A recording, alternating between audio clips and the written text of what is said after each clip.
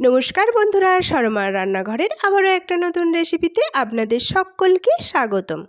আজকে নিয়ে এসেছি ফুলকপির ভাপার রেসিপি। ফুলকপির আমরা নানা পদেই রান্না করে থাকি, তবে ফুলকপির এই ভাপার রেসিপি একবার করে দেখুন। এটা কিন্তু অসম্ভব সুন্দর খেতে, আর এটা বানাতেও কিন্তু খুব অল্প সময় লাগে। তাহলে চলুন শুরু করে ফেলি আমাদের আজকের রেসিপি। ফুলকপির ভাপা করার জন্য আমি এখানে কয়েক পিস ফুলকপি নিয়েছি। ফুলকপিটা ছোট ছোট করে কেটে ভালো করে ধুয়ে নিয়েছি গরম জলে।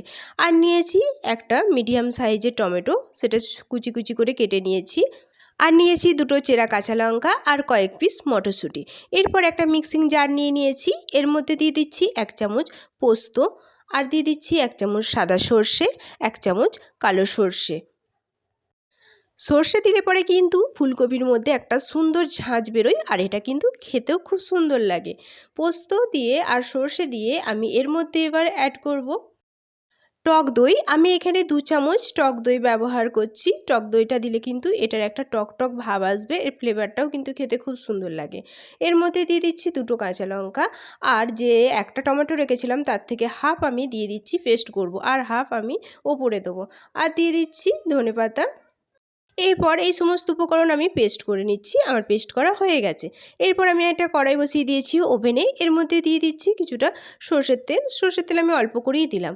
তেলটা গরম হয়ে গেলে এর মধ্যে দিয়ে দিচ্ছি 1 চামচ কালো জিরে। কালো জিরে দিয়ে কালো জিরেটা আমি খুব ভালো করে ভেজে নিচ্ছি। কালো জিরে ভাজা হয়ে গেছে। এবার এর মধ্যে আমি ফেটে রাখা ফুলকপিগুলো দিয়ে দিচ্ছি। সবগুলো ফুলকপি আমি তেলের মধ্যে দিয়ে দিয়েছি। এবার একটু নেড়েচেড়ে ফুলকপিগুলো ভালো করে তেলের সাথে মিশিয়ে নিচ্ছি। তেলের সাথে মেশানো হয়ে গেলে এর উপর দিয়ে দিচ্ছি সামান্য লবণ। লবণ দিয়ে এবার নেড়েচেড়ে এই ফুলকপিটা খুব ভালো করে ভেজে নেব। এই ফুলকপি ভাজতে ভাজতে সকলকে আবারও সেই একই কথা মনে করিয়ে দিই, যারা আমার চ্যানেলে নতুন প্লিজ প্লিজ প্লিজ আমার চ্যানেলটি একটু সাবস্ক্রাইব করে আমার পাশে থাকবেন। আর যারা অলরেডি করে দিয়েছেন তাদের অসংখ্য অসংখ্য ধন্যবাদ। আর আমার রেসিপিটি যদি আপনাদের ভালো লেগে থাকে তাহলে একটা লাইক, কমেন্ট ও শেয়ার করতে যেন ভুলবেন না। দেখুন এখানে আমি ফুলকপিগুলো উল্টে পাল্টে ব্রাউন করে ভেজে নিচ্ছি। আমার এখানে ফুলকপি ভাজা হয়ে গেছে। এবার এটা আমি নামিয়ে নিচ্ছি। এরপর আমি একটা টিফিন কৌটো নিয়েছি, এর মধ্যে আমি ভাপে বসাবো।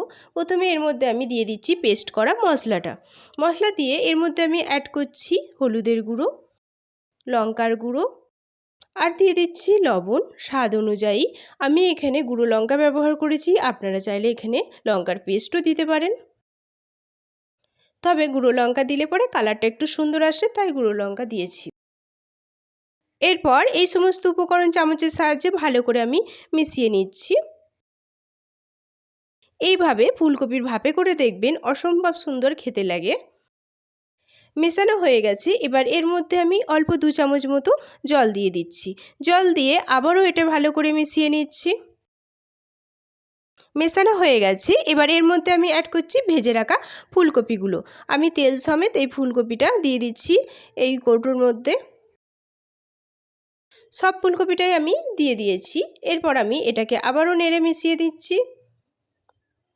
ফুলকপি খেতে আমার খুব ভালো লাগে, তাই ফুলকপি দিয়ে এইভাবে নানা রকম পদ রান্নার চেষ্টা করি। আশা করছি আপনাদের সকলেরই এই পদটা খুব ভালো লাগবে। দেখুন এটা ফুলকপিটা আমি ভালো করে মিশিয়ে দিয়েছি।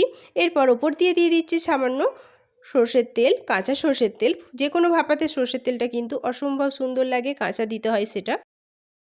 তেল দিয়ে আমি এটাকে আবারও মিশিয়ে নিয়েছি। সবশেষে এর মধ্যে দিয়ে দিচ্ছি যে অর্ধেক টমেটো আমার কুচি করা ছিল সেইটা, আর দিয়ে দিচ্ছি মটরশুঁটি, কাঁচা মটরশুঁটি এখানে দিচ্ছি আমি। আর সবশেষে চেরা কাঁচা লঙ্কা, 2 পিস কাঁচা লঙ্কা আমি এভাবে চিড়ে নিয়ে দিয়ে দিচ্ছি। আর এটাকে একটু চেপে মিশিয়ে নিয়ে একটা আমি ঢাকন এঁটে সাইডে রেখে দিচ্ছি। এরপর ভাপে বসানোর জন্য আমি একটা কড়াই বসিয়ে দিয়েছি। এর মধ্যে দিয়ে দিচ্ছি কিছুটা জল। জল দিয়ে এর মধ্যে আমি টিফিনটা বসিয়ে এটাকে ঢেকে 15 মিনিট মিডিয়াম আঁচে রান্না করে নেব। ফিরে আসছি 15 মিনিট পর। ঢাকা খুলে দিচ্ছি। দেখুন আমাদের ভাপে কিন্তু রেডি হয়ে গেছে। এরপর আমি কড়াইটা নামিয়ে নিচ্ছি। নামিয়ে ঠান্ডা করে ফিরে আসছি। ফিরে এলাম টিফিন বাটি ঠান্ডা করে, ঢাকাটা খুলে দেখিয়ে দিই। দেখুন আমাদের ভাপে কিন্তু একেবারে রেডি। এখানে কিন্তু ফুলকপিটা খুব ভালোভাবে সিদ্ধও হয়েছে, আর এটা খেতেও কিন্তু হয়েছে অসম্ভব সুন্দর, আর এর কালারটাও হয়েছে খুব সুন্দর। সকলের কাছে অনুরোধ রইল এই ফুলকপির ভাপেটা একবার আমার মতো করে বাড়িতে বানিয়ে দেখুন, আশা করছি খুব ভালো লাগবে। আজ এই পর্যন্তই, দেখা হবে আবার একটা নতুন রেসিপি নিয়ে। ততক্ষণ সবাই সুস্থ থাকবেন, ভালো থাকবেন। সকলকে অনেক অনেক অনেক ধন্যবাদ।